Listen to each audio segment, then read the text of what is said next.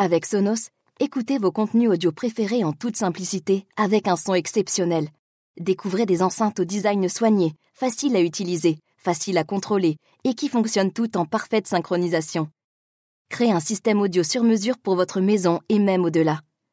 Profitez du son Sonos pour votre musique, vos podcasts, vos séries, vos films et bien plus encore. Rendez-vous sur sonos.com pour en savoir plus.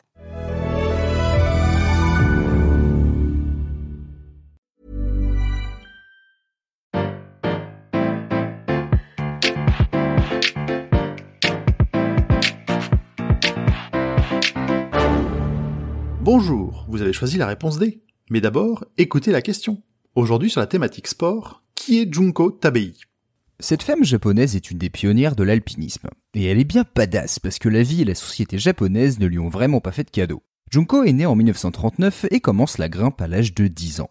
Née dans la région de Fukushima, elle découvre l'alpinisme avec une sortie scolaire autour du mont Nasu qui culmine pratiquement à 2000 mètres. Ce sport lui plaît. Elle n'aime pas la compétition ou les classements.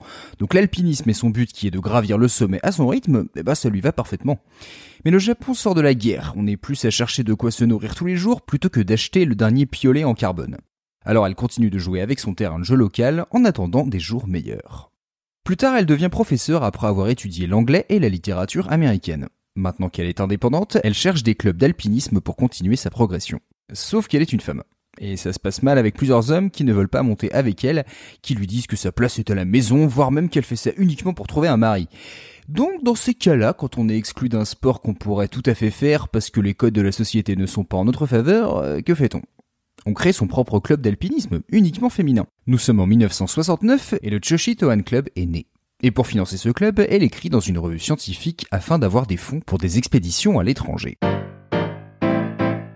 Un an plus tard, le club part au Népal pour gravir l'Annapurna 3, 7555 mètres. Et Junko, avec Hiroko Hirakawa, autre membre du club, deviennent les deux premières femmes à gravir cette montagne. Cette expédition fut un déclic pour les membres du club. Déjà, il fallait poser des questions aux Népalais pour se renseigner sur les conditions, l'équipement nécessaire et l'entraînement. Et ça, dans la culture japonaise, selon Junko, c'est un signe de faiblesse. Tout comme avouer ses faiblesses, dire que ça ne va pas. Et quand on est à 6000 mètres en altitude, c'est exactement ce qu'il faut éviter. Dans un article de Sports Illustrated en 1996, Junko déclare que plusieurs membres du club ont eu le mal des montagnes, mais qu'aucune ne voulait l'avouer, toujours à cause des codes de la société nippone. Elle aura donc soufflé dans les bronches pour qu'une communication s'installe au sein du groupe. Si une personne se sent mal, le groupe ralentira pour que tout le monde atteigne son objectif. L'appétit vient en mangeant, dit-on. Alors après l'Annapurna 3, il fallait faire l'Everest. Manque de bol, il y a 4 ans d'attente pour obtenir la permission du gouvernement népalais. Pas de problème pour Junko, ça lui laissera plus de temps pour trouver des sponsors.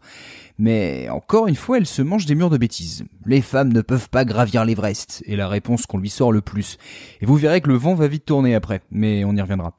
Seules 2 sociétés acceptent de financer l'expédition. Nippon Television et Yomiuri Shimbun, un des 5 grands quotidiens nationaux. Il va falloir trouver une autre source de revenus. Alors Junko donne des leçons de piano et fabrique elle-même une partie de son équipement. En mai 1975, l'expédition commence avec une équipe de 15 femmes et des Sherpas. Un camp de base s'établit à 6300 mètres pour préparer la dernière étape de l'ascension.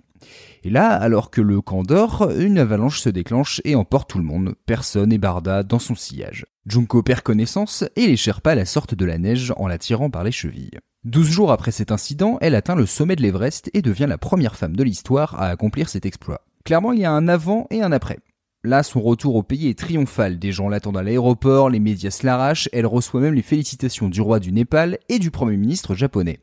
Alors qu'elle préfère répéter qu'elle n'est que la 36e personne à l'avoir fait. Junko se lance alors dans le défi des 7 sommets, gravir le point culminant de chaque continent. L'Everest pour l'Asie a été fait, il reste le Kilimandjaro en Afrique, la Concagua en Amérique du Sud, le mont McKinley en Amérique du Nord, le mont Elbrus en Europe, et oui, le mont Blanc n'est pas le plus haut sommet d'Europe si on considère la Russie et l'Oural en Europe, le Vinson Massif en Antarctique et le Puncak Jaya en Océanie.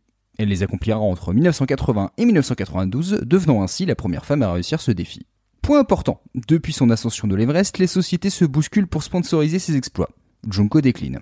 Elle préfère les financer elle-même et garder sa liberté. Badass, je vous avais dit. Et comme son karma n'était pas assez haut, elle a dirigé l'association Himalayan Adventure Trust of Japan qui lutte pour préserver l'environnement autour des ascensions de l'Himalaya qui se dégrade avec le développement du tourisme. Et entre 2011 et 2016, après l'accident de Fukushima, région dont elle est originaire, Elle organise des ascensions du mont Fuji pour les écoliers de la région. Au final, elle aura gravi les sommets culminants de 70 pays. C'est pas mal. Bravo, c'était la bonne réponse. Pour aller plus loin sur ce sujet, retrouvez les sources en description.